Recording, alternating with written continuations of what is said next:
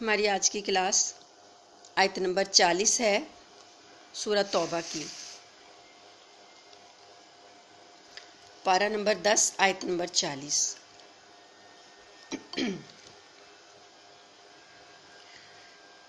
إِلَّا تَنْصُرُوهُ فَقَدْ نَصَرَهُ اللَّهُ إِذْ أَخْرَجَهُ الَّذِينَ كَفَرُوا ثَانِيَ اثْنَيْنِ إِذْ هُمَا فِي الْغَارِ إِذْ يَقُولُ لِصَاحِبِهِ لَا تَحْزَنْ إِنَّ اللَّهَ مَعَنَا فَأَنزَلَ اللَّهُ سَكِينَتَهُ عَلَيْهِ وَأَيَّدَهُ بِجُنُودٍ لَّمْ تَرَوْهَا وَجَعَلَ كَلِمَةَ الَّذِينَ كَفَرُوا السُّفْلَىٰ وَكَلِمَةُ اللَّهِ هِيَ الْعُلْيَا واللہ عزیز حکیم۔ اور اگر تم ان کی نبی کریم صلی اللہ علیہ وسلم کی مدد نہیں کرو گے تو ان کا کچھ نقصان نہیں، کیونکہ اللہ ان کی مدد اس وقت کر چکا ہے جب ان کو کافر لوگوں نے ایسے وقت مکہ سے نکالا تھا جب وہ دو آدمیوں میں سے دوسرے تھے، جب وہ دونوں غار میں تھے، جب وہ اپنے ساتھی سے کہہ رہے تھے کہ غم نہ کرو، اللہ ہمارے ساتھ ہے۔ چنانچہ اللہ نے ان پر اپنی طرف سے تسکین نازل فرمائی اور ان کی ایسے لشکروں سے مدد کی جو تمہیں نظر نہیں آئے، اور کافر لوگوں کا بول نیچا کر دکھایا، اور بول تو اللہ ہی کا بالا ہے، اور اللہ اقتدار کا بھی مالک ہے، حکمت کا بھی مالک ہے۔ اس آیت سے پہلے جو اللہ پاک نے جہاد کا حکم دیا تھا مومنوں کو، اور ساتھ میں غزوہ تبوک کے لیے نکلنے کا حکم دیا تھا، اور یہ کہا تھا کہ تم لوگ کو جب جہاد کا حکم دیا گیا تو تم زمین کے ساتھ لگ گئے، کیا تمہیں دنیا کی زندگی زیادہ پسند آ گئی؟ تو اس کے بعد اللہ پاک فرماتے ہیں کہ اگر تم نہیں نکلو گے تو تمہیں اللہ پاک عذاب دے گا دردناک، اور تمہاری جگہ کوئی اور قوم کو لے آئے گا۔ اب اسی کے ساتھ ہی نبی کریم صلی اللہ علیہ وسلم کی مدد کے لیے اللہ پاک نے فرمایا کہ اگر تم ان کی مدد نہیں کرو گے، اللہ تنصروہ، اگر تم محمد صلی اللہ علیہ وسلم کی مدد نہیں کرو گے، یہ صحابہ کرام سے کہا جا رہا ہے۔ تو اللہ تو ان کی مدد پہلے سے ہی کر چکا ہے۔ وہ ہجرت کا واقعہ اللہ پاک نے یاد دلایا کہ جب نبی کریم صلی اللہ علیہ وآلہ وسلم ہجرت کرنے کے لیے مدینہ کے لیے نکلے تھے تو کفار کس طریقے سے آپ کے گھر کے باہر پہرا لگائے کھڑے تھے، تلواریں ننگی سونت کر کھڑے تھے کہ محمد صلی اللہ علیہ وسلم کو سارے مل کر ہم نعوذ باللہ قتل کر دیں گے۔ تو اللہ پاک نے اس نرغے سے آپ صلی اللہ علیہ وسلم کو کیسے نکالا، کیسے مدد کی کہ آپ ان کے درمیان سے نکل کر آ گئے اور کسی کو پتہ بھی نہیں چلا۔ اس کے بعد جب سارا مکہ جو ہے نبی کریم صلی اللہ علیہ وسلم کو ڈھونڈنے کے لیے چل پڑا ہے، کھوجی جو ہیں وہ پاؤں کے قدموں کے نشانات جو ہیں وہ لے کر ان کے پیچھے، اور اس کے بعد 100 اونٹ مقرر کر دیے گئے نبی کریم صلی اللہ علیہ وسلم کے سر کی قیمت۔ تو ان حالات میں اللہ تعالیٰ فرماتے ہیں کہ ان حالات میں اللہ اپنے نبی کی مدد کر چکا ہے، اگر تم نہیں کرو گے تو اس سے نبی کریم صلی اللہ علیہ وسلم کا کچھ نقصان نہیں ہوگا۔ اللہ تو ان کی مدد پہلے ہی کر چکا اور اب بھی کرے گا، تو اگر تم مدد نہیں کرو گے تو اللہ پاک نے فرما دیا کہ وہ وقت یاد کرو جب غار تھی، غار ثور میں نبی کریم صلی اللہ علیہ وآلہ وسلم اور ان کے ساتھی ابو بکر صدیق، یہاں پر کہا گیا کہ جب دو میں دوسرا کون؟ نبی کریم صلی اللہ علیہ وسلم کے ساتھ دوسرے حضرت ابو بکر صدیق تھے۔ تو یہاں ثانی اثنین کہا اللہ پاک نے، تو ابو بکر صدیق رضی اللہ تعالیٰ عنہ کو یہ لقب دیا۔ صحابہ کرام کہ آپ کو یہ اس نام سے بھی پکارتے تھے کہ ثانی اثنین، غار میں دوسرا شخص، نبی کے ساتھ دوسرا شخص ابو بکر صدیق رضی اللہ تعالیٰ عنہ۔ آپ نے ساتھ اللہ پاک نے فرمایا اذ یقول لصاحبہ، اپنے ساتھی سے وہ کہہ رہے تھے، ساتھی نبی کے ساتھی تھے ابو بکر صدیق۔ یہ دو القاب ہیں جو اللہ پاک نے ابو بکر صدیق کے لیے ارشاد فرمائے، ایک ثانی اثنین اور ایک صاحب، کہ ان کے ساتھی ہیں۔ اور وہ بات اس وقت ہوئی ایسی کہ کچھ لوگ جو تھے، کھوجی جو تھے، وہ پہنچ گئے تھے، پھر بھی اندازے لگاتے غار کے دہانے پر پہنچ گئے تھے۔ تو غار میں اس طرح کا تھا، ابو بکر صدیق رضی اللہ تعالیٰ عنہ نبی کریم صلی اللہ علیہ وسلم کے ساتھ جب اس غار میں داخل ہوئے تھے تو وہاں پر نیچے آپ نے صفائی وغیرہ کر کے آپ صلی اللہ علیہ وسلم کو وہاں پر محفوظ مقام پر پہنچایا، لیکن کفار کے لوگ جو تھے وہ جب غار کے دہانے پر پہنچ گئے تو وہاں پر اللہ پاک کے حکم سے جالا تان دیا، مکڑی نے اور کبوتری نے انڈے بھی دے دیے تو اس سے یہ ظاہر ہوتا تھا کہ اس غار میں کبھی کوئی آیا ہی نہیں، یہ تو ویران پڑا ہے، پرانا ہے، کیونکہ جالا تو تبھی وہیں پر تانا جاتا ہے جہاں پہ کوئی ویرانی ہوتی ہے، کوئی وہاں پہ آنے جانے والا نہیں ہے۔ تو نبی کریم صلی اللہ علیہ وسلم کے ساتھی ابوبکر صدیق رضی اللہ تعالیٰ عنہ نے پاؤں دیکھ لیے تھے کفار کے کہ وہ غار کے منہ پر کھڑے تھے اور آپ لوگ نیچے بیٹھے ہوئے تھے اور کفار کے پاؤں نظر آ رہے تھے، تو وہ گھبرا گئے تھے ابوبکر صدیق رضی اللہ تعالیٰ عنہ، اور انہوں نے نبی کریم صلی اللہ علیہ وسلم سے فرمایا کہ یا رسول اللہ اگر یہ اپنے قدموں پر نگاہ ڈالیں گے نا تو ہم انہیں نظر آ جائیں گے۔ اس وقت آپ صلی اللہ علیہ وسلم نے ابوبکر صدیق کو تسلی دی اور فرمایا لا تحزن ان اللہ معنا، تم غم نہ کرو، اللہ ہمارے ساتھ ہے۔ پھر اللہ پاک نے سکینت نازل کر دی، یعنی ان کے دلوں میں جو خوف تھا وہ دور کر کے سکون نازل فرمایا، اور اللہ فرماتے ہیں کہ ہم نے اس وقت اپنے نبی کی ایسے لشکروں سے مدد کی جن کو تم نہیں دیکھتے تھے۔ اب یہ لشکر کون سے نازل کی اللہ پاک نے؟ تو یہ چھوٹی چھوٹی مخلوق ہے اللہ کی جس سے اللہ پاک کام لے لیتا ہے۔ اللہ پاک نے مکڑی کو مقرر کر دیا کہ وہ جالا بنا دے، اور اللہ نے کبوتر کو مقرر کر دیا کبوتری کو کہ وہ انڈے دے دے، گھونسلہ بنا لے۔ تو نبی کریم صلی اللہ علیہ وسلم کی حفاظت اللہ پاک نے کیسے کروا دی؟ اللہ پاک فرماتے ہیں کہ اللہ کا کلمہ ہمیشہ بلند و بالا رہتا ہے، وَكَلِمَةُ اللَّهِ هِيَ الْعُلْيَا، اللہ کا بول بالا ہے اور کافروں کا کلمہ سفلا، نیچا ہے۔ تو اگر مسلمان نبی کی مدد نہیں کریں گے تو اللہ خود ہی مدد کر لے گا، ایسے لشکروں کے ساتھ ایسی اللہ کے پاس مخلوق ہے کہ اللہ اپنے نبی کو بچا لے گا۔ یہ تو تمہارا ہی فائدہ ہے کہ تم نبی کی مدد کرو گے تو تم بھی بالا ہو جاؤ گے۔ آگے اللہ پاک 41 نمبر آیت میں فرماتے ہیں انفروا خفافا وثقالا، جہاد کے لیے نکلو چاہے تم ہلکے ہو یا بوجھل، یعنی سواریاں ہیں یا نہیں ہیں، مال اور اسلحے کے ساتھ لیس ہو کر بڑے بھاری ساز و سامان کے ساتھ نکلتے ہو تب بھی، یا تم ہلکے پھلکے ہو یعنی تنہا ہو، تمہارے پاس کوئی مال اسباب نہیں ہے تب بھی نکلو، یعنی کہ بھاری اسلحہ ہو یا نہ ہو، ہلکے ہو، مال و دولت ساتھ ہو یا نہ ہو، ہلکے بھاری نکلو۔ وَجَاهِدُوا بِأَمْوَالِكُمْ وَأَنفُسِكُمْ، اپنے مالوں سے بھی جہاد کرو، اپنی جانوں سے بھی جہاد کرو، فی سبیل اللہ، اللہ کی راہ میں۔ مقصد ہے اللہ کی راہ میں نکلنا، جہاد کرنا، چاہے اپنی جان دینی پڑے چاہے اپنے مال دینے پڑے، دونوں پیش کرو۔ ذَلِكُمْ خَيْرٌ لَكُمْ إِن كُنتُمْ تَعْلَمُونَ، یہ بات بہتر ہے تمہارے لیے اگر تم جانتے ہو، یعنی اللہ کی راہ میں جہاد کرنا بہت بہتر ہے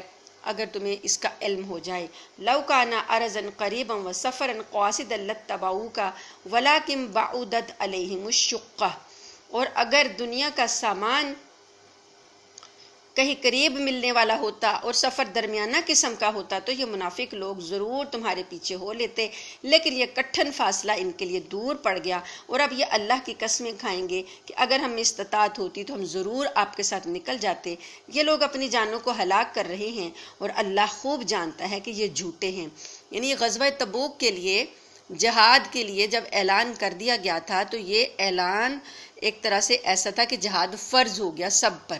صرف اللہ پاک نے اجازت دی معذور لوگوں کو، بیماروں کو، بوڑھوں کو، باقیوں سب کو کہا کہ ہلکے ہو، بوجھل ہو، سامان ہے نہیں ہے نکلو چلو۔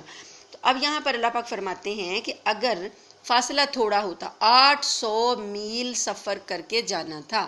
شدید گرمی میں تپتے ریگستان کو پار کرنا تھا، تو اللہ فرماتے ہیں کہ اگر فاصلہ تھوڑا ہوتا یا ان کو پہلے پتہ چل جاتا کہ وہاں سے بہت زیادہ مال غنیمت ملے گا، تو یہ لوگ جو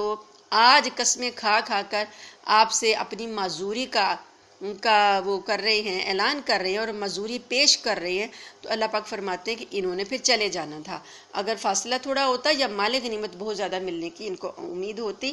اب یہ آپ سے جو معذرتیں کر رہے ہیں پھر یہ معذرتیں نہ کرتے۔ واللہ یعلم انہم لکاذبون، اللہ جانتا ہے کہ یہ لوگ جھوٹے ہیں، یہ قسمیں کھا رہے تھے۔ اللہ کی منافق لوگ کہہ رہے تھے کہ ہم قسم کھا کے کہتے ہیں کہ ہمارا یہ عذر ہے، کوئی کہتا بیمار ہیں، کوئی کہتا بچے چھوٹے ہیں، کوئی کہتا کہ سامان نہیں ہے، سواری نہیں ہے، تو وہ جو اللہ فرماتے ہیں یہ سب جھوٹ بول رہے تھے۔ عفی اللہ عنک، نبی کریم صلی اللہ علیہ وسلم نے ظاہر ہے جو کوئی آ کے قسم کھا کے اپنا عذر پیش کرتا تو آپ صلی اللہ علیہ وسلم اسے جہاد میں نہ جانے کی اجازت دے دیتے، چھوٹ دے دیتے۔ تو اللہ پاک فرماتے ہیں عفی اللہ عنک، اللہ نے آپ کو معاف کر دیا، یعنی آپ نے اجازت جو ان کو دے دی جہاد میں نہ جانے کی، تو اس کے لیے ایک شرط ہونی چاہیے تھی۔ وہ شرط یہ ہونی چاہیے تھی کہ لما اذنت لہم، کہ آپ نے ان کو کیوں اجازت دے دی، حتی یتبین لک الذین صدقوا، یہاں تک کہ آپ کے اوپر ان کا سچ واضح ہو جاتا، یعنی آپ کو پتہ چل جاتا کہ یہ جھوٹ بول رہے ہیں کہ سچ بول رہے ہیں۔ لیکن آپ نے پہلے ہی انہیں اجازت دے دی، چھوٹ دے دی کہ انہوں نے قسم کھائی، آپ نے انہیں چھوٹ دے دی، پھر بھی اللہ پاک نے فرمایا کہ آپ کو اللہ نے معاف کر دیا۔ وَتَعْلَمَ الْكَاذِبِينَ، اور آپ جھوٹوں کو جان لیتے تو پھر اجازت دیتے۔ لا يستأذنك الذين يؤمنون بالله واليوم الآخر، جو لوگ اللہ اور یوم آخرت پر ایمان رکھتے ہیں وہ اپنے مال اور جان سے جہاد نہ کرنے کے لیے تم سے اجازت نہیں مانگتے۔ یعنی مومن لوگوں نے تو اجازت ہی نہیں مانگی، وہ تو خود اپنے آپ کو پیش کر رہے ہیں، وہ اجازت نہیں لینے آئے تھے کہ یا رسول اللہ ہمیں اجازت ہے کہ ہم جائیں، نہیں، وہ تو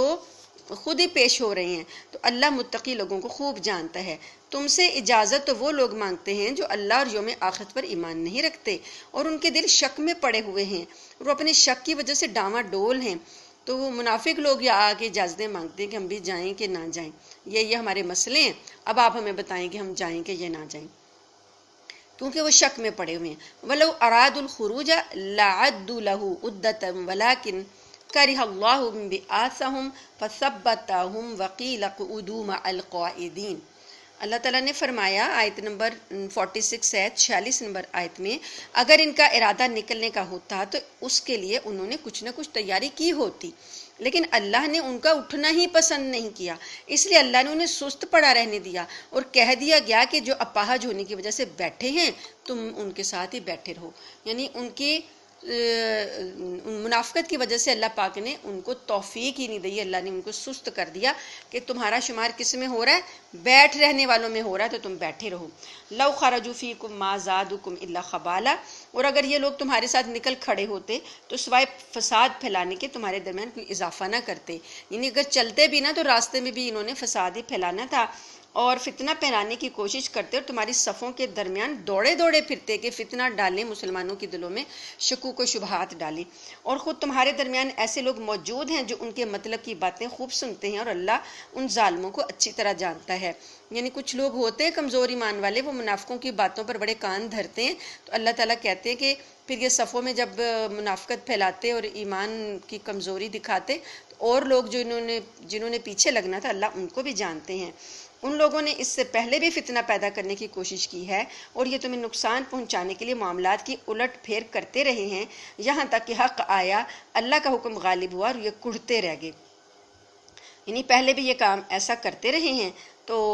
اللہ پاک نے فرمایا کہ پھر بھی اللہ پاک نے حق کو غالب کیا اور یہ کڑھتے رہ گئے۔ اور انہی میں وہ صاحب بھی ہیں جو کہتے ہیں کہ مجھے اجازت دے دیجئے اور مجھے فتنے میں نہ ڈالیے۔ ارے فتنے میں تو یہ لوگ خود پڑے ہوئے ہیں، اور یقین رکھو کہ جہنم سارے کافروں کو گھیرے میں لینے والی ہے۔ اس سے عبداللہ بن عباس رضی اللہ تعالیٰ عنہ سے روایت ہے کہ منافقین میں ایک شخص تھا جد بن قیس۔ حضرت صلی اللہ علیہ وسلم نے جب اس کو غزوہ تبوک میں شامل ہونے کی دعوت دی تو اس نے کہا کہ یا رسول اللہ، میں بڑا زن پرست آدمی ہوں اور روم جو ہے وہاں کی عورتیں بڑی خوبصورت ہیں، جب میں ان خوبصورت عورتوں کو دیکھوں گا تو مجھے صبر نہیں ہو سکے گا، تو میں فتنے میں مبتلا ہو جاؤں گا، اس لیے مجھے اجازت دے دیجئے کہ میں اس جنگ میں شریک نہ ہوں اور اس طرح مجھے فتنے میں مبتلا ہونے سے بچا لیجئے۔ تو آیت میں اسی طرف اشارہ ہے کہ یہ اللہ تعالیٰ فرما رہے ہیں کہ یہ بندہ اللہ اس کو بھی جانتا ہے جو یہ کہہ رہا ہے کہ مجھے فتنے میں نہ ڈالیے، فتنے میں تو یہ خود پڑے ہوئے ہیں اور جہنم نے ایسے کافروں کو گھیرے میں لیا ہوا ہے، اور اگر تمہیں کوئی بھلائی مل جائے تو انہیں دکھ ہوتا ہے، اور اگر تم پر کوئی مصیبت آ پڑے تو کہتے ہیں کہ ہم نے تو پہلے ہی اپنا بچاؤ کر لیا تھا، اور یہ کہہ کر بڑے خوش واپس چلے جاتے ہیں۔ یہ بات پہلے بھی ہم نے پڑھی ہے کہ منافقین مسلمانوں کی کامیابیوں میں کہتے کہ ہم چلے ہی جاتے تو اچھا تھا، اور جب مصیبت پڑتی تو بڑا خوش ہوتے کہ شکر ہے ہم ان کے ساتھ نہیں گئے تھے، ہم نے تو بڑا ہی اچھا کیا۔ غزوہ احد میں بھی انہوں نے ایسے ہی کہا تھا۔ تو اللہ پاک فرماتے ہیں کہ کہہ دو کہ اللہ نے ہمارے مقدر میں جو تکلیف لکھ دی ہے ہمیں اس کے سوا کوئی اور تکلیف ہرگز نہیں پہنچ سکتی۔ مومنوں سے کہا جا رہا ہے کہ تم انہیں یہ جواب دو کہ اللہ نے جو لکھا ہے وہ ہمیں پہنچے گا، اور وہ ہمارا رکھوالا ہے، اور اللہ ہی پر مومنوں کو بھروسہ کرنا چاہیے۔ آیت نمبر 52 52 کہہ دو کہ تم ہمارے لیے جس چیز کے منتظر ہو وہ اس کے سوا کیا ہے کہ آخرکار دو بھلائیوں میں سے ایک نہ ایک ہمیں بھلائی ملے، اور ہمیں تمہارے بارے میں اس کا انتظار ہے کہ اللہ تمہیں اپنی طرف سے یا ہمارے ہاتھوں سے سزا دے، اب بس انتظار کرو، ہم بھی منتظر ہیں۔ یعنی مومن جو ہیں وہ کس چیز کے منتظر ہیں؟ مومن کہتے ہیں کہ ہمیں تو دو بھلائیوں میں سے ایک کا انتظار ہے، ایک یا تو ہم شہید ہو جائیں گے وہ بھی بھلائی ہے، یا ہم غازی بنیں گے کامیاب لوٹیں گے وہ بھی بھلائی ہے، ہمیں تو دونوں ہی چیزیں عزیز ہیں، ہم تو منتظر ہیں کہ کون سی بھلائی ہمیں ملتی ہے۔ تم بتاؤ تم کس چیز کا انتظار کر رہے ہو؟ تم اس چیز کا انتظار کر رہے ہو کہ یا تو اللہ تمہیں خود ختم کرے گا یا ہمارے ہاتھوں سزا دلوائے گا؟ چلو پھر انتظار کرو، ہم بھی انتظار کر رہے ہیں۔ کہہ دو کہ تم اپنا مال خوشی خوشی چندے میں دے دو یا بددلی سے، وہ تم سے ہرگز قبول نہیں کیا جائے گا۔ منافقین سے کہا جا رہا ہے کہ منافقین کا مال ہرگز قبول نہیں کیا جائے گا۔ تم ایسے لوگ ہو جو مسلسل نافرمانی کرتے رہے ہو، اور ان کے چندے قبول کیے جانے میں رکاوٹ کی کوئی اور وجہ اس کے سوا نہیں ہے کہ انہوں نے اللہ اور اس کے رسول کے ساتھ کفر کا معاملہ کیا ہے، اور یہ نماز میں آتے ہیں تو سستی کے ساتھ آتے ہیں۔ لا یأتون ولا یأتون الصلاۃ الا وهم کسالى، یہ منافقین کی علامت ہے کہ وہ نماز میں سستی کے ساتھ آتے ہیں، اور کسی نیکی میں مال خرچ کرتے ہیں تو دل میں برا محسوس کرتے ہوئے خرچ کرتے ہیں۔ تمہیں ان کے اولاد اور ان کے مال کی کثرت سے تعجب نہیں ہونا چاہیے۔ مومن کو کہا جا رہا ہے کہ اللہ نے جو اتنا مال انہیں دے دیا، اتنی اولاد دے دی، تمہیں تعجب نہیں کرنا چاہیے کہ اللہ نے ان کو دے دیا۔ اللہ تو یہ چاہتا ہے کہ انہی چیزوں سے ان کو دنیاوی زندگی میں عذاب دے۔ یہ مال اور اولاد کی کثرت سے اللہ ان کو عذاب دینا چاہتا ہے، اور ان کی جان بھی کفر ہی کی حالت میں نکلے۔ یہ اللہ کی قسمیں کھا کر کہتے ہیں کہ وہ تم میں سے ہیں، حالانکہ وہ تم میں سے نہیں ہیں، بلکہ وہ ڈرپوک لوگ ہیں۔ اگر ان کو کوئی پناہ گاہ مل جاتی یا کسی قسم کے غار مل جاتے یا گھس بیٹھنے کی کوئی اور جگہ مل جاتی تو یہ بے لگام بھاگ کر ادھر ہی کا رخ کر لیتے۔ یعنی جہاد میں اللہ تعالیٰ کے نبی صلی اللہ علیہ وسلم کے پاس آ کر یہ کہہ رہے ہیں کہ ہم مومن ہیں، ہم آپ ہی میں سے ہیں، تو اللہ نے فرما دیا یہ آپ میں سے نہیں ہیں، یہ کافر قوم ہے۔ ان کا جو حال بتایا کہ اگر جنگ کے دوران میں اگر انہیں کوئی پناہ گاہ مل جائے، غار مل جائے، گھسنے کی جگہ مل جائے تو ادھر کا رخ کر لیتے ہیں، جنگ میں جم کے کوئی نہیں یہ لڑتے۔ تو اور انہی منافقین میں وہ بھی ہیں جو صدقات کی تقسیم کے بارے میں آپ کو طعنہ دیتے ہیں۔ نبی کریم صلی اللہ علیہ وسلم نے جب صدقات کی تقسیم کی تو منافقین نے اعتراض کیا۔ آپ کو یاد ہوگا پچھلے سبق میں ہم نے پڑھا تھا غزوہ حنین میں، غزوہ حنین کا جو مال غنیمت آیا تھا تو نبی کریم صلی اللہ علیہ وسلم نے تالیف قلوب کے لیے مکہ والوں کو دے دیا تھا جو نو مسلم تھے، نئے مسلمان ہوئے تھے۔ تو بعض اوقات آپ صلی اللہ علیہ وسلم اپنی چاہت سے کسی کو کوئی چیز زیادہ بھی دے دیتے تھے تو منافقین اعتراض کرتے اور کہتے کہ یہ تو تقسیم انصاف سے نہیں کی۔ تو اللہ تعالیٰ فرماتے ہیں کہ یہ کیا چاہتے ہیں کہ ان کی مرضی کے مطابق دیا جائے، اور اگر ان میں سے ان کو نہ دیا جائے تو ذرا سی دیر میں یہ ناراض ہو جاتے ہیں۔ جو کچھ بھی انہیں اللہ اور اس کے رسول نے دے دیا تھا کیا ہی اچھا ہوتا کہ یہ اس پر راضی رہتے اور یہ کہتے کہ اللہ ہمارے لیے کافی ہے، اور آئندہ اللہ اپنے فضل سے ہمیں نوازے گا، اور اس کا رسول بھی، ہم تو اللہ ہی سے لو لگائے ہوئے ہیں۔ یہ سچے مومن کیا کہتے کہ اللہ اور رسول اس کا ہمارے لیے کافی ہیں، لیکن اللہ فرماتے ہیں اگر یہ بھی ایسا کہہ دیتے تو ان کے لیے کیا ہی اچھا ہوتا۔ صدقات جو ہیں انما الصدقات للفقراء والمساکین والعاملین علیہا والمؤلفۃ قلوبہم وفی الرقاب والغارمین وفی سبیل اللہ وابن السبیل فریضۃ من اللہ واللہ علیم حکیم۔ 60 نمبر آیت سورہ توبہ کی یہ وہ آیت ہے جو کہ زکوٰۃ کے مصارف جو مقرر کیے گئے ہیں، 8 مصرف ہیں، وہ اس میں مقرر کر دیے گئے۔ اللہ پاک نے فرمایا کہ صدقات کس کے لیے ہیں، زکوٰۃوں کے مال کس کے لیے ہیں؟ فقراء 1، مساکین 2، عاملین علیہا جو ملازم رکھے گئے ہیں زکوٰۃ کو تقسیم کرنے کے لیے جو عملہ رکھا گیا ہے ان کی تنخواہیں وہ بھی اسی میں سے دی جائیں گی۔ والمؤلفۃ قلوبہم،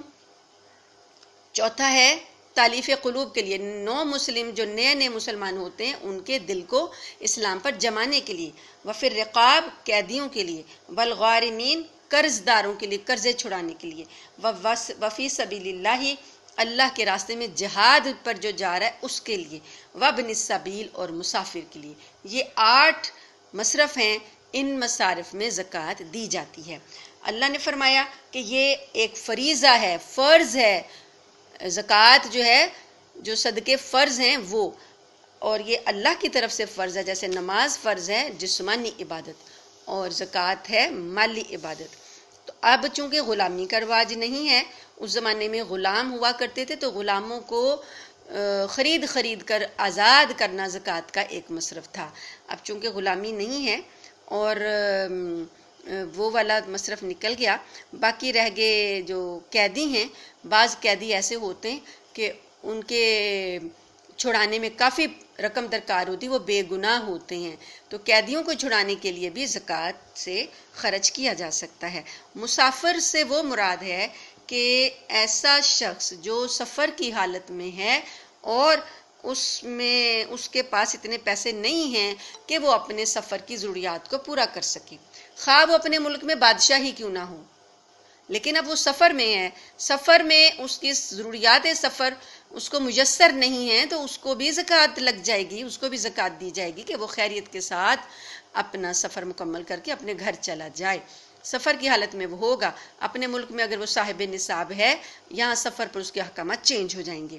اس کے بعد اگلی آیت ہے، آیت نمبر 61، وَمِنْهُمُ الَّذِينَ يُؤْذُونَ النَّبِيَّ وَيَقُولُونَ هُوَ أُذُنٌ، اور انہی منافقین میں وہ لوگ بھی ہیں جو نبی کریم صلی اللہ علیہ وسلم کو دکھ پہنچاتے ہیں اور ان کے بارے میں یہ کہتے ہیں کہ وہ تو سراپا کان ہیں۔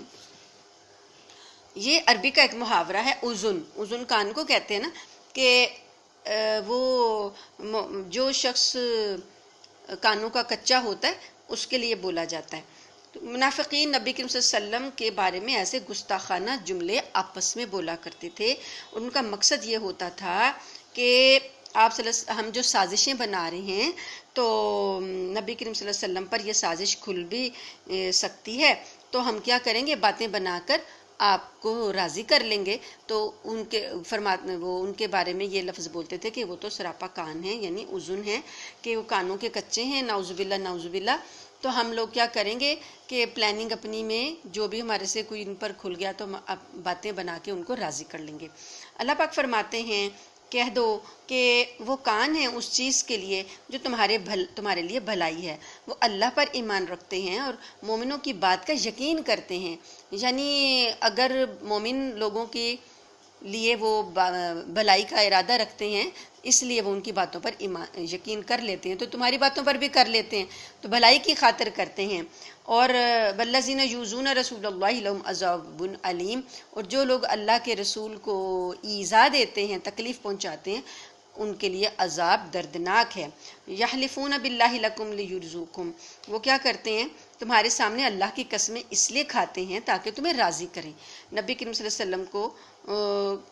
راضی کرنے کے لیے اور مسلمانوں کو راضی کرنے کے لیے یہ جھوٹی قسمیں کھاتے تھے، حالانکہ اگر یہ واقعی مومن ہوں تو اللہ اور اس کے رسول اس بات کے زیادہ مستحق ہیں کہ ان کو راضی کریں۔ اگر یہ جھوٹے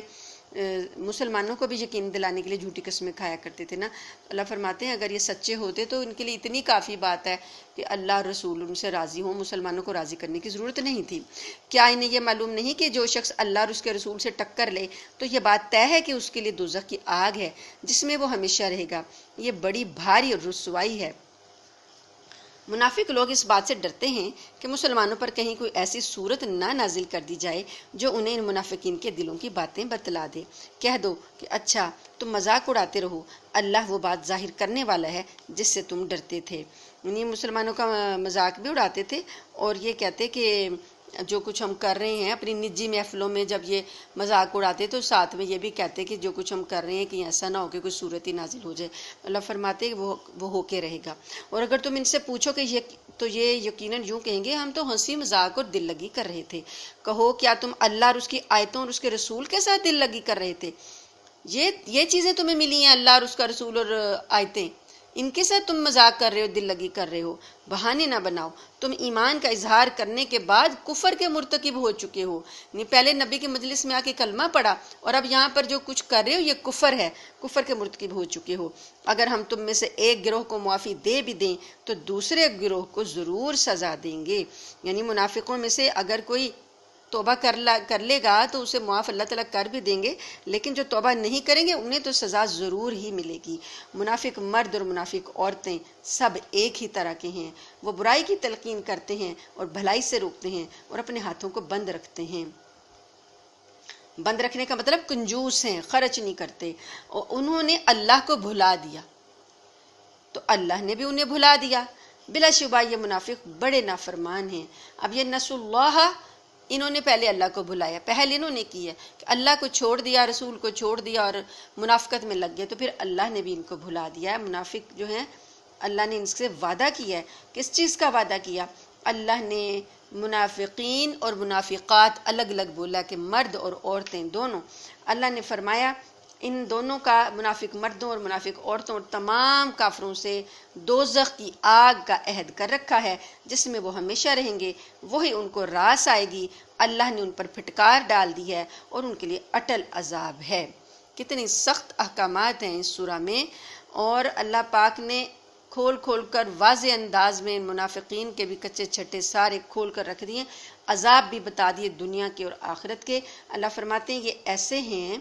منافقوں کو کہا جا رہا ہے کہ تم ایسے ہو کالذین من قبلکم کانوا اشد منکم قوۃ واکثر اموالا واولادا۔ آیت 69، منافقوں تم ان لوگوں کی طرح سے ہو جو تم سے پہلے گزرے ہیں، وہ طاقت میں تم سے مضبوط تھے، مال اور اولاد میں تم سے کہیں زیادہ تھے، چنانچہ انہوں نے اپنے حصے کے مزے اڑا لیے، پھر تم نے اسی طرح اپنے حصے کے مزے اڑائے جیسے تم سے پہلے لوگوں نے اپنے حصے کے مزے اڑائے تھے، اور تم بھی ویسی ہی بیہودہ باتوں میں پڑے ہوئے ہو جیسے وہ پڑے ہوئے تھے۔ یہ وہ لوگ تھے جن کے اعمال دنیا اور آخرت میں غارت ہو گئے تھے، اور یہی وہ لوگ تھے جنہوں نے خسارے کا سودا کیا۔ جو گزشتہ قومیں گزری جن پر اللہ کے عذاب آئے ہیں، اللہ نے فرمایا کہ تم بھی انہی کی طرح سے ہو، اور جیسے ان پر عذاب آئے تھے تم پر بھی آئیں گے۔ الم یأتہم نبأ الذین من قبلہم قوم نوح وعاد وثمود۔ اب اللہ پاک نے ان قوموں کا ذکر کیا جن پر عذاب نازل ہوئے تھے، اور منافقین کو بتایا کہ تمہارے کرتوت بھی ویسے ہی ہیں۔ کیا ان منافقوں کو ان لوگوں کی خبر نہیں پہنچی جو ان سے پہلے گزرے ہیں؟ نوح کی قوم اور عاد اور سمود، ابراہیم کی قوم، مدین کے باشندے اور وہ بستیاں جنہیں الٹ ڈالا گیا۔ سورہ اعراف میں ہم نے ان سب کے تھوڑے تھوڑے تذکرے پڑھے ہیں، ان قوموں کے، ان پر اللہ پاک نے کیسے عذاب نازل کیے۔ ان سب کے پاس ان کے رسول روشن دلائل لے کر آئے تھے، پھر اللہ ایسا نہیں تھا کہ ان پر ظلم کرتا، لیکن یہ خود اپنی جانوں پر ظلم ڈھاتے رہے۔ آیت نمبر 71، اب مومنوں کا ذکر آ رہا ہے۔ پہلے منافقین کا تھا، اللہ فرماتے ہیں کہ ان کے اس کے اپوزٹ، اس کے برعکس مومن کون ہیں؟ والمومنون والمومنات، مومن مرد اور مومن عورتیں، بعضهم اولیاء بعض، یہ ایک دوسرے کے مددگار ہیں، یہ ایک دوسرے کے ساتھی ہیں، اور اللہ اور اس کے رسول کی فرمانبرداری کرتے ہیں۔ یہ ایسے لوگ ہیں جن کو اللہ اپنی رحمت سے نوازے گا۔ یقیناً اللہ اقتدار کا بھی مالک ہے اور حکمت کا بھی مالک ہے۔ اللہ تعالیٰ نے مومن مردوں اور مومن عورتوں سے وعدہ کیا ہے ان باغات کا جن کے نیچے نہریں بہتی ہوں گی، جن میں وہ ہمیشہ رہیں گے، اور ان پاکیزہ مکانات کا جو سدا بہار باغات میں ہوں گے۔ اللہ کی طرف سے خوشنودی تو سب سے بڑی چیز ہے جو جنت والوں کو نصیب ہوگی، یہی زبردست کامیابی ہے۔ پیچھے ان کے لیے وعدے جو تھے دوزخ کے وہ بھی بتائے، اور یہاں پر، اور دیکھیں یہاں پر جو اللہ پاک نے جنتوں کا ذکر کیا، اس میں اللہ پاک نے سدا بہار جنتیں، فی جنات عدن، جنت عدن۔ ہمارے دنیا کے باغات جو ہوتے ہیں ان پر جو خزاں آتی ہے نا، جتنا مرضی اچھا باغ ہوتا ہے، لیکن بہار کے بعد جب خزاں اس پر آتی ہے تو وہ بھی خشک ہو جاتا ہے، اس کے بھی درختوں کے پتے گر جاتے ہیں، لیکن جنت کے باغ وہ ہیں، وہ سدا بہار ہیں، وہ کبھی بھی مرجھائیں گے نہیں، ان پر کبھی خزاں نہیں آئے گی، تو انہیں اللہ پاک نے ہمیشہ ہمیشہ کے باغات جنت عدن کہا ہے۔ اور ذالک هو الفوز العظیم، یہ بہت بڑی کامیابی ہے۔ یا ایھا النبی جاہد الکفار والمنافقین واغلظ علیہم۔ اب یہ دیکھیے، جہاد پہلے کافروں کے خلاف تھا، اب اللہ نے کہہ دیا منافقوں کے خلاف بھی جہاد کرو۔ اے نبی کافروں اور منافقوں کو اکٹھا لکھا گیا۔ ان کے خلاف جہاد کرو، وغلظ علیہم، اور ان پر سختی کرو، ومأواہم جہنم، اور ان کا ٹھکانہ جہنم ہے، وہ بہت برا ٹھکانہ ہے۔ یہ لوگ اللہ کی قسمیں کھاتے ہیں کہ انہوں نے فلاں بات نہیں کہی، حالانکہ انہوں نے کفر کی بات کہی ہے اور اپنے اسلام لانے کے بعد انہوں نے کفر اختیار کیا ہے۔ انہوں نے وہ کام کرنے کا ارادہ کر لیا تھا جس میں وہ کامیابی حاصل نہیں کر سکے تھے۔ اب کیا تھا، منافقین کا وتیرہ یہ تھا کہ اپنی مجلسوں میں کافرانہ باتیں کہتے رہتے تھے، لیکن جب کوئی بات مجلس میں لوگوں میں عام ہو جاتی، ان سے پوچھا جاتا، صاف انکار کر دیتے، قسم بھی کھا لیتے کہ ہم نے یہ بات نہیں کہی تھی۔ مثلا ایک مرتبہ منافقین کے سردار عبداللہ بن ابی نے حضرت صلی اللہ علیہ وسلم اور مسلمانوں کے بارے میں ایک انتہائی گستاخانہ بات کہہ دی کہ اس کو مطلب ایسا گستاخانہ بات تھی کہ زبان زیب نہیں دیتی کہ اس کو نقل کیا جائے۔ پھر اس کے بعد اس نے کیا کہا کہ جب ہم مدینہ پہنچیں گے تو ہم میں سے باعزت لوگ ذلیلوں کو نکال باہر کریں گے۔ یہ اس کا ذکر قرآن پاک نے کیا ہے سورہ المنافقون میں۔ انہوں نے اس ایک صورت بھی پوری ان کے لیے نازل ہوئی ہے نا، سورہ منافقون، تو اس میں یہ اللہ پاک نے ان کا یہ جملہ لکھا ہے کہ یہ کہتے تھے کہ جب ہم مدینہ پہنچیں گے، کسی جہاد سے واپس آ رہے تھے، غزوہ بنی مستلق تھا، غزوہ بنی مستلق سے واپس آ رہے تھے، جس میں عائشہ صدیقہ رضی اللہ تعالی عنہا پر بھی انہوں نے تہمت لگائی تھی۔ تو وہاں سے واپسی کے پہ اس نے بولا تھا کہ ہم جو ذلیل لوگ ہیں انہیں مدینہ سے باہر نکال دیں گے۔ جب اس سے پوچھا گیا تو مکر گیا اور قسمیں کھانے لگا کہ میں نے تو یہ کہا ہی نہیں۔ اسی طرح اللہ تعالیٰ فرماتے ہیں کہ زبان سے یہ اقرار کیا انہوں نے اسلام کا، اور بعد میں کفر بھی زبانوں سے نکال دیا اور مانتے بھی نہیں ہیں۔ اور یہ ایک اور واقعہ نبی کریم صلی اللہ علیہ وسلم کے لیے انہوں نے جب یہ کہا کہ اب یہ انہوں نے کہا کہ اسلام لانے کے بعد انہوں نے ارادہ کر لیا تھا کہ اسلام کو کامیابی ہونے نہیں دینی، تو اللہ پاک فرماتے ہیں کہ اللہ پاک نے اس بات کا بدلہ یہ دیا کہ اللہ نے اپنے فضل سے مسلمانوں کو کامیاب کیا، اور اللہ پاک نے اپنے رسول کو بھی کامیاب کیا۔ اور انہوں نے اس کے بعد اللہ فرماتے ہیں کہ اب اگر یہ توبہ کر لیں تو ان کے حق میں بہتر ہوگا، اور اگر یہ منہ موڑیں گے تو اللہ ان کو دنیا اور آخرت میں دردناک عذاب دے گا، اور روئے زمین پر ان کا کوئی یار و مددگار نہیں ہوگا۔ اب ایک اس طرح بھی ہوا تھا واقعہ کہ منافقین نے کوئی خفیہ سازش کی تھی، لیکن اس میں یہ کامیاب نہیں ہو سکے تھے۔ کئی واقعات آئے ہیں نا جب کبھی انہوں نے سازش کی نبی کریم صلی اللہ علیہ وسلم کو قتل کرنے کی، نعوذ باللہ، کبھی پتھر کے نیچے بٹھا دیا، کبھی کھانے میں زہر ڈال دیا۔ تو ایک واقعہ ایسا بھی آیا تھا کہ مسلمان کہیں سے گزر رہے تھے تو نیچے سے گھاٹی سے گزرنا تھا، تو منافقین نے اوپر کچھ لوگوں کو مقرر کر دیا کہ جب یہاں سے آپ گزریں گے تو تم نے اوپر سے پتھر گرا دینا ہے۔ تو اس طرح کے بھی واقعات پیش آئے تھے، لیکن اللہ پاک نے یہ غزوہ تبوک سے واپسی پر بھی انہوں نے ایسا کیا کہ اس نے 12 آدمیوں کو نقاب پہنا دیے اور گھاٹی کے اوپر مقرر کر دیا کہ جب حضرت صلی اللہ علیہ وسلم وہاں سے گزرے تو ان پر حملہ کر دینا۔ تو اس وقت حضرت حذیفہ بن یمان نے ان کو دیکھ لیا تھا، نبی صلی اللہ علیہ وسلم کے ساتھی حذیفہ بن یمان رضی اللہ تعالی عنہ، انہوں نے دیکھ لیا اور حضرت صلی اللہ علیہ وسلم کو اطلاع کر دی۔ آپ نے ان کو زور سے آواز دی، منافقین کو جو نقاب پہنے چھپے ہوئے تھے، آپ نے زور سے آواز دی، ان پر ایسا رعب طاری ہوا کہ وہ بھاگ گئے۔ تو بعد میں آپ صلی اللہ علیہ وسلم نے فرمایا کہ یہ حضرت حذیفہ کو فرمایا کہ یہ منافق لوگ تھے، اور حضرت حذیفہ رضی اللہ تعالی عنہ کو ان 12 لوگوں کے نام بھی بتا دیے۔ ان کے نام حالانکہ انہوں نے چہرے ڈھکے ہوئے تھے، لیکن آپ نے نام بتا دی کہ یہ منافق لوگ تھے، اور یہ آپ نے ساتھ میں یہ کہا کہ آپ نے یہ نام کسی کو بتانے نہیں ہیں۔ اور پھر جب کبھی کوئی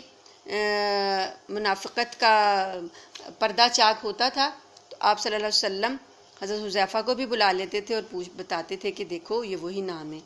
تو صحابہ کرام جو تھے ان کو پتہ چل گیا کہ نبی صلی اللہ علیہ وسلم نے حضرت حذیفہ کو اپنا رازدار بنایا ہوا ہے، تو آپ کا لقب پڑ گیا سر النبی، نبی کے رازدار۔ اور حضرت حذیفہ رضی اللہ تعالی عنہ کا یہ عزت اور تکریم کرتے تھے حضرت عمر فاروق رضی اللہ تعالی عنہ، کیونکہ ابھی آگے آیتیں آئیں گی کہ اللہ پاک نے نبی کریم صلی اللہ علیہ وسلم کو منافقوں کا جنازہ پڑھنے سے منع کر دیا تھا۔ تو جب حضرت عمر فاروق کا دور آیا تو حضرت عمر فاروق کے سامنے کوئی جنازہ لایا جاتا تو آپ پہلے حضرت حذیفہ کو بلاتے اور پوچھتے کہ جو نبی نے تمہیں نام بتائے تھے منافقوں کے، اس شخص کا نام ان میں شامل تو نہیں ہے؟ اگر حذیفہ بتا دیتے کہ شامل ہے تو حضرت عمر فاروق بھی اس کا جنازہ نہیں پڑھتے تھے، اور اگر حضرت حذیفہ بتا دیتے کہ اس کا نام ان لوگوں میں شامل نہیں ہے تو پھر آپ اس کا جنازہ پڑھتے تھے۔ تو یہ ایک بات حضرت حذیفہ کو اعزاز حاصل ہے، کسی نے یہ نہیں کریدا کہ ہاں ہاں بتاؤ تمہیں کیا کہا تھا نبی نے، ہمیں بھی بتا دو، ایسا نہیں کریدا، بلکہ احترام کیا اور بس اتنا پوچھ لیتے تھے کہ کیا یہ بندہ ان لوگوں میں شامل تو نہیں ہے۔ یہ چیز نبی کریم صلی اللہ علیہ وسلم کے صحابہ میں ایسے تھی کہ ہر صحابی کو کوئی ایک الگ سے اعزاز اگر ملا ہے تو ہر صحابی یہ سمجھتا تھا کہ نبی کریم صلی اللہ علیہ وسلم سب سے زیادہ مجھے چاہتے ہیں۔ ہر صحابی اپنے طور پر یہ سمجھتا تھا کہ نبی کریم صلی اللہ علیہ وسلم سب سے زیادہ مجھے چاہتے ہیں اور مجھے عزیز رکھتے ہیں۔ یہ آپ صلی اللہ علیہ وسلم کا برتاؤ اور آپ کا اخلاق کریمانہ تھا۔ اس کے بعد نبی کریم صلی اللہ علیہ وسلم سے اللہ پاک نے یہ فرمایا کہ یہ اگر توبہ کر لیں اور اس کے بعد توبہ کر لیں گے تو اللہ تعالیٰ ان کے حق میں بہتر ہوگا، لیکن اگر انہوں نے منہ موڑ لیا تو اللہ دنیا اور آخرت میں انہیں دردناک عذاب دے گا اور روئے زمین پر ان کا کوئی جار و مددگار نہیں ہوگا۔ اور انہی میں وہ لوگ بھی ہیں جنہوں نے اللہ سے یہ عہد کیا تھا کہ اگر وہ اپنے فضل سے ہمیں نوازے گا تو ہم ضرور صدقہ کریں گے اور یقیناً نیک لوگوں میں شامل ہو جائیں گے، لیکن جب اللہ نے ان کو اپنے فضل سے نوازا تو وہ اس میں بخل کرنے لگے اور منہ موڑ کر چل دیے۔ حضرت ابو امامہ رضی اللہ تعالیٰ عنہ سے ایک روایت آتی ہے کہ ایک شخص تھا جس کا نام تھا ثعلبہ بن حاطب۔ ثعلبہ بن حاطب نبی کریم صلی اللہ علیہ وسلم کی خدمت میں حاضر ہوا اور درخواست کی کہ آپ میرے لیے مالدار ہونے کی دعا فرما دیں۔ آپ نے اسے شروع میں تو سمجھایا کہ مالدار ہونا تو مجھے اپنے لیے بھی پسند نہیں ہے، تو میں کیسے تمہارے لیے مالدار ہونے کی دعا کروں؟ تو اس نے پھر بار بار اصرار کیا اور کہا کہ اگر میں مالدار ہو گیا تو میں حقداروں کو اس کا حق پہنچاؤں گا۔ آپ صلی اللہ علیہ وسلم نے اس موقع پر حکیمانہ ایک جملہ بھی ارشاد فرمایا کہ تھوڑا مال جس پر تم اللہ کا شکر ادا کر سکو اس زیادہ مال سے بہتر ہے جس کا تم شکر ادا نہ کر سکو۔ اس پر بھی اس نے اصرار جاری رکھا تو آن صلی اللہ علیہ وسلم نے دعا فرما دی، چنانچہ وہ مالدار ہو گیا واقعی، اور اس کے پاس مال مویشی اتنے زیادہ ہو گئے کہ ان کی دیکھ بھال میں اس کی نمازیں چھوٹنے لگیں، اور وہ کہتا کہ میرا مال مویشی ہے کہ اگر میں ان کو دیکھ بھال نہیں کروں گا تو یہ تو ضائع ہو جائے گا، تو نمازوں کے اوقات میں وہ حاضر نہیں ہوتا تھا۔ اس کے بعد اتنی زیادہ بہتات ہوگی اس کے جانوروں کی کہ مدینہ کی سرزمین جو تھی اس کے اندر اتنا بڑا گلہ رکھنے کی جگہ نہیں تھی، تو اس نے مدینہ کے باہر جا کر رہنا شروع کر دیا، اور پھر کیا کرتا جمعے کے دن بس آ جاتا، باقی پانچوں نمازیں اس کی چھوٹ گئیں اور اب جمعے کے جمعے بس ہفتے میں ایک بار آ کے حاضری لگوا جاتا۔ پھر رفتہ رفتہ اس نے جمعے کو آنا بھی چھوڑ دیا۔ جب آن حضرت صلی اللہ علیہ وسلم کی طرف سے زکوٰۃ وصول کرنے کے لیے لوگ پہنچے کہ اب سال ہو گیا تو اپنے جو مال مویشی اس کی زکوٰۃ دو، تو اس نے کیا کیا، زکوٰۃ پر کا مذاق اڑانا شروع کر دیا اور ٹال مٹول کرنے لگا اور ان حضرات کو واپس بھیجے، نہیں ہنسی مذاق کرنے لگا کہ اچھا زکوٰۃ بھی کوئی چیز ہے، تو ان حضرات کو واپس بھیج دیا اور کچھ بھی زکوٰۃ میں نہیں دیا۔ تو اس آیت میں اس بندے کی طرف اشارہ ہے، یہ ثعلبہ بن حاطب کی طرف، کہ پہلے یہ قسمیں کھا رہا تھا کہ اگر اللہ مجھے فضل دے گا تو میں ضرور صدقہ کروں گا، لیکن جب اللہ نے اس کو فضل دیا تو بخل کرنے لگا اور منہ موڑ کر چل دیا۔ نتیجہ کیا ہوا، اللہ تعالیٰ نے سزا کے طور پر نفاق ان کے دلوں میں اس دن تک کے لیے جما دیا جس دن وہ اللہ سے جا کر ملیں گے، یعنی قیامت تک، موت تک کے لیے اللہ نے نفاق اس کے دل میں ڈال دیا، کیونکہ انہوں نے جو وعدہ اللہ سے کیا تھا اس کی خلاف ورزی کی، اور کیونکہ وہ جھوٹ بولتے تھے۔ کیا انہیں یہ پتہ نہیں تھا کہ اللہ ان کی تمام پوشیدہ باتیں اور سرگوشیوں کو جانتا ہے، اور یہ کہ اس کو غیب کی ساری باتوں کا پورا پورا علم ہے۔ یہ منافق وہی ہیں جو خوشی سے صدقہ کرنے والے مومنوں کو بھی تانے دیتے ہیں، اور ان لوگوں کو بھی جنہیں اپنی محنت کی آمدنی کے سوا کچھ اور میسر نہیں ہے، اس لیے وہ ان کا مذاق اڑاتے ہیں اور اللہ ان کا مذاق اڑاتا ہے۔ غزوہ تبوک کے موقع پر جب چندے کی اپیل کی گئی تھی تو مسلمانوں نے مقدور بھر دیا، تو ایک صحابی ایسے تھے کہ وہ محنت مزدوری کرتے تھے اور ان کے پاس جو سارے دن کی محنت ہے اس کی مزدوری کے سوا کچھ بھی نہیں تھا صدقہ دینے کے لیے. تو اگر کوئی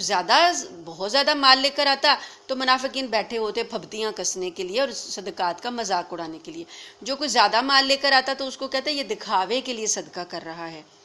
اور اگر کوئی غریب مزدور اپنی گاڑے پسینے کی کمائی لا کر حضور صلی اللہ علیہ وسلم کو دیتا تو اس کا مذاق اڑاتے کہ کیا یہ چیز تھی صدقہ دینے کے قابل جو یہ اٹھا لایا ہے. صحیح بخاری میں بھی یہ ایسے واقعات آتے ہیں. تو ایک صحابی کا ذکر آتا ہے کہ وہ سارا دن مزدوری کرنے کے بعد انہیں مٹھی بھر کھجوریں ملی تھیں، اور وہ یا ساری رات انہوں نے کھیتی کی ہے یا سارا دن انہوں نے مزدوری کی ہے. تو مٹھی بھر کھجوریں لے کر وہ نبی کریم صلی اللہ علیہ وسلم کے پاس آئے خلوص کے ساتھ، جذبے کے ساتھ کہ یہ میرے پاس تو یہی ہے. لیکن جب انہوں نے دیکھا کہ مسجد نبوی میں ڈھیر لگ گیا، مال لوگ لا لا کے ڈھیر کیے جا رہے ہیں، اچھا خاصا ڈھیر بن گیا، تو وہ بیچارے تھوڑا سا جھجک رہے تھے کہ میرے پاس تو یہ ایک مٹھی بھر کھجور ہے جو انہوں نے اپنی بغل میں چھپائی ہوئی تھی. نبی کریم صلی اللہ علیہ وسلم کو تو اللہ تعالیٰ نے بتا دیا. اللہ پاک نبی صلی اللہ علیہ وسلم نے ان کو دیکھا کہ یہ پیچھے کھڑے ہیں، ان کو بلایا اور پتہ تو چل گیا تھا کہ کچھ لائے ہیں صدقہ دینے کے لیے، لیکن آپ نے ان کی زبان سے سننا چاہا اور ان سے پوچھا تو انہوں نے بتا دیا کہ یہ میری پورے دن کی جو مزدوری ہے مجھے ملی ہے، تو میں حاضر خدمت ہوا ہوں، اس سے زیادہ میرے پاس کچھ بھی نہیں ہے. تو آپ صلی اللہ علیہ وسلم نے ان کے خلوص کی اتنی قدر فرمائی اور وہ کھجوریں جو تھیں ڈھیر کے اوپر پھیلائیں اور فرمایا کہ یہ جیسے اس ڈھیر کا اجر ہے، اللہ تعالیٰ آپ کو اس کا اجر دے گا کہ یہ خلوص ہے، تمہاری نیت پر ہے، کہ اس سے کم اس کی اہمیت نہیں ہے. بے شک یہ مٹھی بھر ہیں یا پاؤ بھر ہیں، جتنی بھی ہیں، اللہ کے نزدیک اخلاص کی قیمت ہے. تو یہ لوگ مذاق اڑاتے اور اللہ تعالیٰ فرماتے ہیں کہ اللہ تعالیٰ ان کے مذاق اڑانے سے بے نیاز ہے. اللہ کو نہیں پرواہ کہ یہ مذاق اڑاتے ہیں، اللہ تعالیٰ ان کا مذاق بنا دے گا. اللہ ان کا مذاق اڑاتا ہے اور ان کے لیے دردناک عذاب ہے. اے نبی تم ان کے لیے استغفار کرو یا نہ کرو، استغفر لہم او لا تستغفر لہم، اگر تم ان کے لیے ان تستغفر لہم 70 مرتن، اگر تم ان کے لیے 70 مرتبہ بھی استغفار کرو گے، اللہ تعالیٰ تب بھی ان کو ہرگز معاف نہیں کرے گا. یہ اس لیے کہ انہوں نے اللہ اور اس کے رسول کے ساتھ کفر کا رویہ اپنایا ہے اور اللہ نافرمان لوگوں کو ہدایت نہیں پہنچاتا. پہلے نبی کریم صلی اللہ علیہ وسلم سے یہ آ کے کہتے تھے کہ ہمارا یہ عذر ہے، اور قسمیں کھا کے کہتے تھے کہ آپ ہمارے لیے استغفار کر دیں. اللہ تعالیٰ نے نبی کے وسلم کر دیتے تھے، لیکن اب اللہ پاک نے نبی کے وسلم کو منع فرما دیا، بلکہ یہ بھی کہا کہ اگر تم 70 مرتبہ بھی استغفار کرو گے تو اللہ ان کو معاف نہیں کرے گا. اللہ پاک نے آگے فرمایا آیت نمبر 81، جن لوگوں کو غزوہ تبوک سے پیچھے رہنے دیا گیا، فرح المخلفون بمقعدہم خلاف رسول اللہ، یہ بڑے خوش تھے کہ ہم پیچھے رہ گئے ہیں، تو جو گئے ہیں وہ تو تنگی کا شکار ہیں. اور یہ جو غزوہ تبوک ہے اس کا ایک نام ہے جیش الاسرہ، تنگی کا لشکر. یہ جیش الاسرہ اسے کیوں کہا گیا؟ یہ بڑی تنگی کے زمانے میں جنگ لڑی گئی ہے اور مسلمانوں کو اس وقت بہت زیادہ تنگ حالات تھے کہ لشکر میں جب سفر کر رہے تھے تو بعد میں مجاہدین نے بتایا کہ ایک کھجور کو بعض اوقات 3 4 بعض اوقات 10 صحابہ چوستے تھے. تر کر لو اپنا گلا، چوس لو، اگلے کو دے دو، پھر وہ چوس لے، اگلے کو دے دو. یعنی اتنی تنگی تھی غذا کی. اور یہاں تک بھی ہوا کہ پانی میسر نہیں تھا تو اونٹوں کو ذبح کر کے ان کے معدے کے اندر کا جو پانی تھا وہ بھی بدبودار پانی وہ بھی استعمال کیا گیا. تو یہ اتنا تنگی کا لشکر تھا. تو جو یہ منافقین پیچھے رہ گئے یہ خوش تھے کہ چلو اچھا ہوا ہماری جان چھوٹی، ہم تو نہیں گئے. اللہ پاک فرماتے ہیں جن لوگوں کو غزوہ تبوک سے پیچھے رہنے دیا گیا تھا وہ رسول اللہ کے جانے کے بعد اپنے گھروں میں بیٹھے رہنے سے بڑے خوش ہوئے، اور ان کو یہ بات ناگوار تھی کہ وہ اللہ کے راستے میں اپنے جان اور مال سے جہاد کریں. اور انہوں نے کہا تھا کہ اس گرمی میں نہ نکلو، لا تنفروا فی الحر، گرمی بہت ہے مت نکلو. اللہ فرماتے ہیں قل، کہہ دیجئے، نار جہنم اشد حرا، جہنم کی آگ اس گرمی سے زیادہ سخت ہے. کاش ان کو سمجھ ہوتی. اب یہ لوگ دنیا میں تھوڑا بہت ہنس لیں اور پھر آخرت میں خوب روتے رہیں، کیونکہ جو کمائی یہ کرتے رہے ہیں اس کا بدلہ یہی ہے۔ اے پیغمبر، اس کے بعد اگر اللہ تمہیں ان میں سے کسی گروہ کے پاس واپس لے آئے اور یہ کسی اور جہاد میں نکلنے کے لیے تم سے اجازت مانگے تو ان سے کہہ دینا کہ تم میرے ساتھ اب کبھی نہیں چل سکو گے اور میرے ساتھ مل کر کسی دشمن سے کبھی نہیں لڑ سکو گے۔ تم نے پہلی بار بیٹھ رہنے کو پسند کیا تھا، لہٰذا اب بھی انہی کے ساتھ بیٹھ رہو جن کو کسی معذوری کی وجہ سے پیچھے رہنا ہے۔ اب ہمیشہ ہمیشہ کے لیے اللہ پاک نے ان منافقین کا اظہار بھی کر دیا، نبی صلی اللہ علیہ وسلم پر ظاہر بھی کر دیا اور یہ بھی کہہ دیا کہ آئندہ آپ ان کو کسی جہاد میں ساتھ نہیں لے کر جائیں گے، اگر یہ آئیں بھی اجازت لینے کے لیے تو آپ ان کو اجازت نہیں دیں گے۔ اے پیغمبر، ان منافقین میں سے جو کوئی مر جائے تو تم اس پر کبھی نماز جنازہ مت پڑھنا اور نہ اس کی قبر پر کھڑے ہونا، یقین جانو یہ وہ لوگ ہیں جنہوں نے اللہ اور اس کے رسول کے ساتھ کفر کا رویہ اپنایا اور اس حالت میں مرے ہیں کہ یہ نافرمان ہیں۔ تو گویا یہ نبی کریم صلی اللہ علیہ وسلم کے زمانے آخری جو ہے غزوہ تبوک، آپ صلی اللہ علیہ وسلم کی زندگی کے آخری زمانے کی جنگ ہے، تو یہ سارے اللہ نے اصول مقرر کر دیے کہ پہلے اور بات تھی کہ ان کو ساتھ لے کے چل رہے تھے، اب اسلام کو فتح ہو گئی، اسلام کو غلبہ حاصل ہو گیا، اب اللہ پاک نے انہیں کھول کر ظاہر کر دیا، اب آپ کو کسی منافق کا لحاظ رکھنے کی، اس کے لیے استغفار کرنے کی، حتیٰ کہ جنازہ پڑھنے سے بھی منع کر دیا۔ اور شان نزول میں، اس آیت کے شان نزول میں صحیح بخاری میں یہ واقعہ منقول ہے کہ عبداللہ بن ابی جو منافقوں کا سردار تھا، یہ اس وقت سے 10 سالوں سے منافقت کر رہا تھا اور مسلمانوں کو نقصان پہنچا رہا تھا، ہر لحاظ سے اس نے کوشش کی مسلمانوں کو نبی کریم صلی اللہ علیہ وسلم کے خلاف سازشیں کرنے میں۔ اس کا بیٹا عبداللہ بن عبداللہ، بیٹے کا نام بھی عبداللہ ہے، ٹھیک ہے، تو عبداللہ تھے بن عبداللہ، یعنی اس والے عبداللہ بن ابی، وہ پکے سچے مسلمان تھے۔ اگرچہ عبداللہ بن ابی کی منافقت کئی موقعوں پر ظاہر ہو چکی تھی، لیکن چونکہ وہ زبان سے کلمہ پڑھ کے بتاتا تھا کہ میں تو مسلمان ہی ہوں، تو ظاہری طور پر اسے مسلمانوں جیسا ہی سلوک کیا جاتا تھا۔ اب اس کا انتقال ہوا تو اس کے بیٹے جو تھے حضرت عبداللہ، جو کہ سچے پکے مسلمان تھے، انہوں نے آ کر نبی کریم صلی اللہ علیہ وسلم سے درخواست کی کہ آپ اس کی نماز جنازہ پڑھا دیں۔ آپ صلی اللہ علیہ وسلم چونکہ امت کے ہر فرد کے لیے مہربان تھے، آپ نے اپنے صحابی کی درخواست منظور فرما لی اور نماز جنازہ پڑھانے کے لیے تشریف لے گئے۔ حضرت عمر رضی اللہ تعالی عنہ نے آپ سے قرآن کریم کی یہی آیت کا حوالہ دیا کہ اللہ پاک نے آپ کو کہا ہے کہ آپ ان کے لیے استغفار کریں یا نہ کریں، اللہ ان کو نہیں بخشے گا، اور اللہ نے 70 مرتبہ بھی استغفار کرنے کو کہا ہے کہ تم کرو گے تو میں ان کو نہیں بخشوں گا۔ لیکن حضور صلی اللہ علیہ وسلم نے فرمایا کہ اللہ نے مجھے اختیار دیا ہے کہ اگر آپ کریں یا نہ کریں، یہ لفظ آیا نا اِلَّمْ تَسْتَغْفِرْ لَهُمْ، تو اگر آپ کریں یا نہ کریں، چونکہ اللہ نے مجھے اختیار دیا ہے تو میرے صحابی کی خواہش ہے، اس کا باپ ہے، تو میں اس کے لیے استغفار کر دیتا ہوں، تو میں 70 سے زیادہ مرتبہ کر لوں گا۔ نبی کریم صلی اللہ علیہ وسلم نے فرمایا اللہ سے میں 70 مرتبہ سے زیادہ استغفار کر لوں گا کہ آپ اس کو بخش دیں۔ چنانچہ آپ نے اس کی نماز جنازہ پڑھا دی، اور ایک روایت میں آتا ہے کہ اس کے بیٹے عبداللہ نے یہ بھی خواہش ظاہر کی کہ آپ اپنا کرتا مبارک بھی اس کے جسم سے مس کر دیں، لمس دے دیں، لگا دیں کہ آپ کا کرتا مبارک ہوگا تو اللہ پاک اس کو عذاب نہیں دے گا۔ تو روایت میں آتا ہے کہ اس طرح بھی آپ نے کر دیا۔ تو کیا ہوا، نماز جنازہ پڑھا دی، اس کے بعد یہ آیت نازل ہو گئی کہ آپ آئندہ کبھی بھی کسی منافق کی نماز جنازہ نہیں پڑھائیں گے، نہ اس کی قبر پر کھڑے ہوں گے۔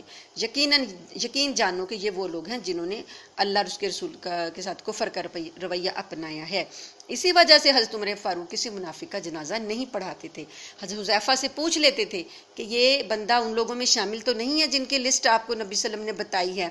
تو اس کے بعد ہی پڑھاتے تھے۔ حتیٰ کہ روایات میں آتا ہے کہ جب حضرت عمر فاروق رضی اللہ تعالی عنہ پر حملہ کیا تھا، اس نے ابو لولو فیروز نے شہادت اسی میں انہوں نے پائی تھی، تو جنازہ پڑھنے اپنے بیٹے کو وصیت کی کہ جب میں مر جاؤں گا اور میرا جنازہ لے کے جانے لگو گے تو حضرت حذیفہ سے پوچھ لینا کہ جو اللہ تعالیٰ کے نبی نے نام ان کو بتائے ہیں کہ میرا نام تو ان میں شامل نہیں ہے، تو پھر میرا جنازہ پڑھنا۔ یہاں تک ڈرتے تھے حضرت عمر فاروق رضی اللہ تعالیٰ عنہ، اپنے بارے میں بھی پوچھ رہے ہیں۔ تو یہ ان کا ایمان تھا، جو کہ نہایت اعلیٰ درجے کا تھا۔ حضرت عمر فاروق کو ایسی فراست اللہ پاک نے عطا کی تھی، ایسی بصیرت عطا کی تھی کہ وہ اللہ کی آیتوں کے منشا کو ایک فوراً جانچ پہنچ جاتے تھے، وہاں تک ان کی نگاہ پہنچ جاتی تھی، جو بات دوسروں کو بعد میں سمجھ آتی تھی حضرت عمر فاروق کو پہلے ہی سمجھ آ جاتی تھی۔ اسی لیے انہوں نے اس آیت کا حوالہ دے کے نبی کریم صلی اللہ علیہ وسلم کو یاد دلایا کہ اللہ نے آپ کو منافقین کی نماز کے لیے استغفار کرنے سے منع کیا، لیکن نبی صلی اللہ علیہ وسلم چونکہ زیادہ نرم دل تھے تو آپ نے کہا کہ چلو مجھے اختیار ہے تو میں استعمال کر لوں، تو لیکن حضرت عمر فاروق کی بصیرت وہاں تک پہنچ گئی تھی۔ اس کے بعد اللہ پاک فرماتے ہیں 86 نمبر آیت میں کہ جب کوئی صورت یہ حکم لے کر نازل ہوتی ہے کہ اللہ پر ایمان لاؤ اور اس کے رسول کی رفاقت میں جہاد کرو، تو یہ ان منافقین میں سے وہ لوگ جو صاحب استطاعت ہیں تم سے اجازت مانگتے ہیں اور کہتے ہیں کہ ہمیں بھی ان لوگوں میں شامل ہونے دیجئے جو گھر میں بیٹھ رہیں گے، اور اس بات سے خوش ہیں کہ پیچھے رہنے والی عورتوں میں شامل ہو جائیں، اور ان کے دلوں پر مہر لگا دی گئی ہے چنانچہ وہ سمجھتے نہیں ہیں۔ لیکن رسول اور جو لوگ ان کے ساتھ ایمان لائے ہیں انہوں نے اپنے مال اور جان سے اللہ کی راہ میں جہاد کیا ہے، انہی کے لیے ساری بھلائیاں ہیں اور یہ لوگ فلاح پانے والے ہیں۔ اللہ نے ان کے لیے وہ باغات تیار کر رکھے ہیں جن کے نیچے نہریں بہتی ہیں، جن میں یہ ہمیشہ رہیں گے، اور یہ بڑی زبردست کامیابی ہے۔